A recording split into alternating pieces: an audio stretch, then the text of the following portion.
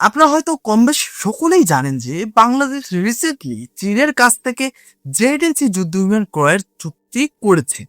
হয়তো খুব দ্রুত সময়ের মধ্যে এগুলোর ডেলিভারি পেয়ে যাবে। এখন কথা হচ্ছে, বাংলাদেশের কাছে যদি চীনের জেড এন্ড সি চলে আসে, অন্যদিকে আমাদের ভারতের কাছে আছে রাফেল যুদ্ধ বিমান। ঠিক আছে, বর্তমানে আমাদের ভারত এবং বাংলাদেশের মধ্যে কিন্তু ভালো একটা সময় কাটছে না। ভবিষ্যতে কি হতে পারে সেটাও কিন্তু বলা যায় না। যুদ্ধের মতো পরিস্থিতি হওয়াটা কিন্তু অস্বাভাবিকের কিছু না। তো এখন কথা হচ্ছে, এই রাফেল বেশি পাওয়ারফুল নাকি জেড এন্ড সি যুদ্ধ বিমান বেশি পাওয়ারফুল?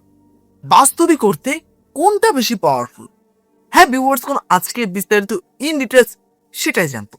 ভিউয়ার্স, কোন আমি রুবাইত আছি আপনাদের সঙ্গে, আপনাদের পলিটিক্স ইউটিউব চ্যানেল। আজকে আমি world ultra knowledge YouTube channel নিবেদিত খুবই গুরুত্বপূর্ণ এবং খুবই ইন্টারেস্টিং একটা ভিডিওর উপর রিয়েকশন দিতে যাচ্ছি। যে ভিডিওটার উপর রিয়েকশন দিতে যাচ্ছি, ভিডিওটার শিরোনামটা আমি আপনাদেরকে পড়ে শোনাচ্ছি। ভিডিওটার শিরোনামটা হচ্ছে জেড এন্ড সি বনাম রাফেল, বাস্তবে কে বেশি শক্তিশালী? হ্যাঁ ভিউয়ার্স, আজকে সেটাই দেখবো যে আমাদের ভারতের রাফেল যুদ্ধ বিমান বেশি শক্তিশালী নাকি বাংলাদেশের কাছে যেই জেড এন্ড সি যুদ্ধ বিমানটা আসবে সেটা বেশি শক্তিশালী। তাহলে চলুন আপনাদের সঙ্গে একসঙ্গে মিলে সম্পূর্ণ ভিডিওটা দেখে বিস্তারিত বিষয়টা ইন ডিটেলসে দেখে আসি। Clear, let's get start. একটা যুদ্ধ, একটা দাবি, আর তারপর থেকে পুরো বিশ্বের নজর চলে যায় একটি চীনা যুদ্ধ বিমানের দিকে। অনেকেই বলতে শুরু করলেন রাফাল কি আর আগের মতো ভয়ঙ্কর নেই? আবার কেউ বলেন জেট এন্ড সি শুধু প্রচারণা, বাস্তবে এটি রাফালের ধারে কাছেও নেই। কিন্তু সত্যটা আসলে কি? বাংলাদেশ কেন হঠাৎ জেট এন্ড সি নিয়ে এত আগ্রহ দেখাচ্ছে? আর যদি সত্যি একদিন জেট এন্ড সি বাংলাদেশের আকাশে ওড়ে, তাহলে দক্ষিণ এশিয়ার শক্তির ভারসাম্য কতটা বদলাবে? আজ আমরা কোনো ফ্যানবয় আলোচনা করব না। আজ দেখব বাস্তব তথ্য, যুদ্ধের অভিজ্ঞতা, প্রযুক্তি এবং যুদ্ধক্ষেত্রের বাস্তবতা। কয়েক বছর আগেও জেট এন্ড সি নিয়ে খুব বেশি আলোচনা হতো না।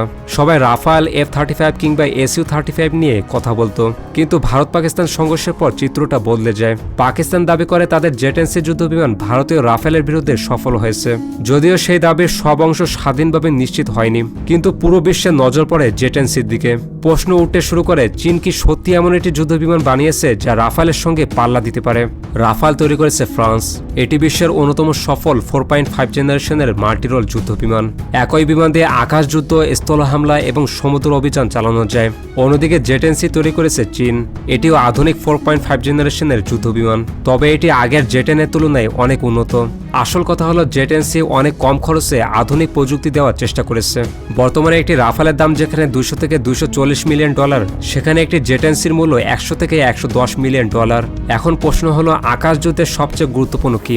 অনেকেই ভাবেন গতি, কিন্তু বাস্তবে সবচেয়ে গুরুত্বপূর্ণ হলো কে আগে কাকে দেখতে পারছে। রাফালে রয়েছে অত্যন্ত উন্নত AESA রাডার। একই সঙ্গে এর ইলেকট্রনিক ওয়ারফেয়ার সিস্টেম স্পেকট্রা বিশ্ব সেরাদের একটি। এটি শত্রু রাডার শনাক্ত করে নিজেকে বাঁচানোর চেষ্টা করতে পারে। অন্যদিকে জেট এন্ড সিতেও আধুনিক AESA রাডার রয়েছে। এটি আগের সংস্করণের তুলনায় অনেক উন্নত। দূর থেকে লক্ষ্য শনাক্ত করা এবং একাধিক লক্ষ্য ট্র্যাক করার ক্ষমতাও রয়েছে। তাহলে কে এগিয়ে? কাগজে কলমে রাফাল কিছুটা এগিয়ে, কিন্তু ব্যবধানটা অনেকের ধারণার মতো বিশাল নয়। এবার আসি আসল খেলায়, কারণ আজকের আকাশ যুদ্ধ অনেক সময় চোখে চোখ রেখে হয় না। রাফাল বহন করে মেটিওর মিসাইল। অনেক বিশেষজ্ঞ একে বিশ্বের অন্যতম ভয়ঙ্কর এয়ার টু এয়ার মিসাইল বলে থাকে। অন্যদিকে জেট এন্ড সি বহন করে PL-15। এটিও দীর্ঘপাল্লার আধুনিক মিসাইল। এমনকি সাম্প্রতিক বছরগুলোতে PL-15 নিয়ে পশ্চিমা দেশগুলো গুরুত্বের সঙ্গে আলোচনা করছে। তাহলে কোন মিসাইল ভালো? এই প্রশ্নের উত্তর এখনো পুরোপুরি নির্ধারণ হয়নি, কারণ বাস্তব যুদ্ধে শুধু মিসাইল নয়, লক্ষ্য শনাক্ত করা, তথ্য আদান প্রদান এবং পাইলটের সিদ্ধান্ত সমান গুরুত্বপূর্ণ। এখন আসে সেই প্রশ্নে যেটা নিয়ে সবচেয়ে বেশি তর্ক হয়। যদি দুই বিমান মুখোমুখি চলে আসে, তাহলে কে জিতবে? রাফালের সবচেয়ে বড় শক্তি এর অসাধারণ ম্যানুভারিং। উচ্চ গতিতেও এটি খুব দ্রুত দিক পরিবর্তন করতে পারে। এছাড়া এর ইঞ্জিনও অত্যন্ত শক্তিশালী। রাফালের সর্বোচ্চ গতি ম্যাক 1.8 এবং সর্বোচ্চ রেঞ্জ প্রায় 3700 কিলোমিটার। অন্যদিকে জেট এন্ড সিও কম যায় না। এর হালকা ডিজাইন এবং উন্নত ফ্লাইট কন্ট্রোল এটিকেও দ্রুত বাঁক নিতে সাহায্য করে। জেট এন্ড সিরও সর্বোচ্চ গতি ম্যাক 1.8 এবং রেঞ্জ প্রায় 3500 কিলোমিটার। কিন্তু বাস্তবে ডগফাইট খুব কমই হয়। আধুনিক যুদ্ধে বেশিরভাগ বিমান একে অপরকে দেখার আগেই মিসাইল ছুড়ে পালিয়ে যায়। তবে অনেকেই ভাবেন সবচেয়ে দামি বিমানই সবসময় জিতে যায়। বাস্তবতা কিন্তু ভিন্ন। ধরুন আপনার হাতে বিশ্বের সেরা যুদ্ধ বিমান আছে, কিন্তু শত্রুকে আগে দেখতে পেলেন না। কয়েক সেকেন্ডের মধ্যে শত্রু এসে যুদ্ধ শেষ করেও চলে যাবে, কিন্তু আপনি সহজে বুঝতেও পারবেন না। তাই আধুনিক আকাশ যুদ্ধে শুধু বিমান নয়, রাডার, অ্যাওয়েক্স, ডাটা লিঙ্ক এবং পুরো টিম একসঙ্গে কাজ করে। অর্থাৎ যুদ্ধ এখন শুধু দুই বিমানের মধ্যে নয়, দুই দেশের পুরো নেটওয়ার্কের। এখন সবচেয়ে গুরুত্বপূর্ণ প্রশ্ন, বাংলাদেশ কেন জেট এনসি নিয়ে আগ্রহী? কারণ বাংলাদেশ এমন একটি যুদ্ধ বিমান চায় যেটি আধুনিক, শক্তিশালী এবং মোটামুটি কম খরচে পরিচালনা করা যায়। জেট এনসি সেই দিক থেকে একটি বাস্তবসম্মত বিকল্প হিসেবে আলোচনায় এসেছে। এটা তো একদম সত্যি কথা, একদম সত্যি। আসলে জেটেন্সির ভেতরে যা যা দেখলাম আছে, রাফায়েলের থেকে কিন্তু কোনো অংশে যে একেবারে ডাউন সেটা কিন্তু বলা যাবেই না, একেবারেই বলা যাবে না। সেক্ষেত্রে রাফায়েলের তুলনায় জেটেন্সির দাম মানে পুরো 1 ভাগ কম। মানে রাফায়েল যদি হয় 200 মিলিয়ন, তাহলে জেটেন্সি পাওয়া যাচ্ছে 100 মিলিয়নে। তো সেই ক্ষেত্রে খরচটাও কিন্তু জেটেন্সির অনেক কম। তার সাথে বাংলাদেশ যেটা চুজ করেছে দামেও কম, মানেও ভালো। আসলে সত্যি বলতে ভালো একটা প্রোডাক্ট চুজ করেছে, এবং সব মিলিয়ে কিন্তু রাফায়েলের থেকে কোনো অংশে আমি কম দেখলাম না জেটেন্সির মধ্যে। তা আপনাদের কি মতামত কমেন্ট করে জানাবেন। তাহলে চলুন বাকি অংশটা দেখে আসি। যদি ভবিষ্যতে এটি বাংলাদেশে আসে তাহলে বিমান বাহিনীর সক্ষমতা অনেকটাই বাড়তে পারে। তবে শুধু বিমান কিনলে যে সব বদলে যাবে এমনটা ভাবা ঠিক না। পাইলটের প্রশিক্ষণ, রক্ষণাবেক্ষণ, আধুনিক অস্ত্র এবং শক্তিশালী রাডার নেটওয়ার্ক ছাড়া কোনো যুদ্ধ বিমানই নিজের পুরো শক্তি দেখাতে পারে না।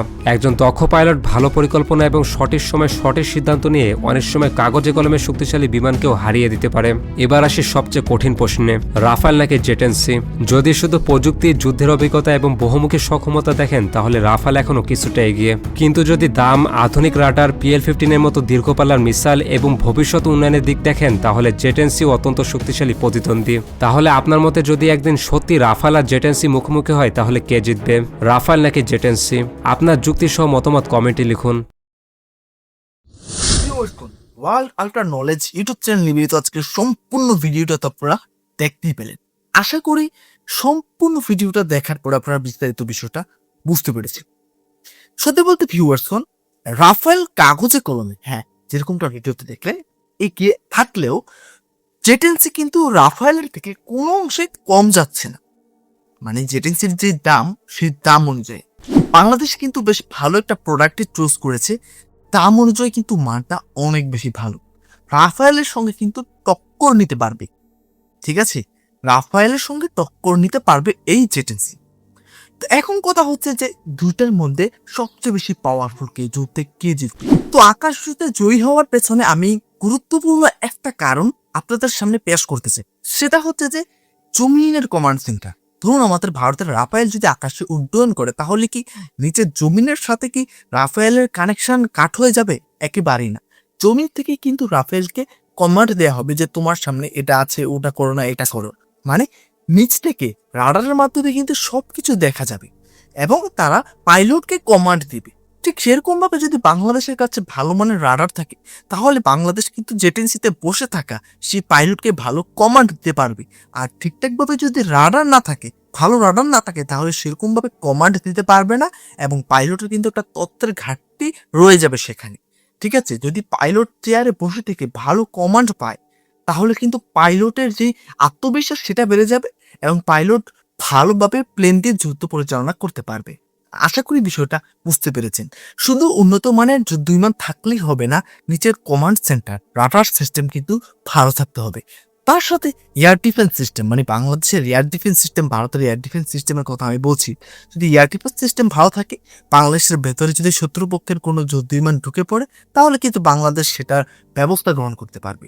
আশা করি বিষয়টা বুঝতে পেরেছে। তো ভিউয়ার্স, এই ছিল বিস্তারিত। এই সম্পূর্ণ ভিডিওটা দেখার পর আপনার যদি কোনো ব্যক্তিগত মতামত থাকে, অবশ্যই কমেন্ট সেকশনে জানাতে ভুলবেন না। আজকে সম্পূর্ণ রিঅ্যাকশন ভিডিওটা যদি ভালো লেগে থাকে, ইনফরমেটিভ মনে হয়ে থাকে, আপনারা চাইলে কিন্তু আমার ইউটিউব চ্যানেলটা সাবস্ক্রাইব করতে পারেন, ভিডিওতে লাইক করতে পারেন। তাহলে বিদায় নিচ্ছি, এখানে দেখা হয় পরবর্তী কোনো একটা ভিডিওতে। ততক্ষণ পর্যন্ত সকলে ভালো থাকবেন, সুস্থ থাকবেন। টাটা, বাই বাই, আল্লাহ হাফেজ।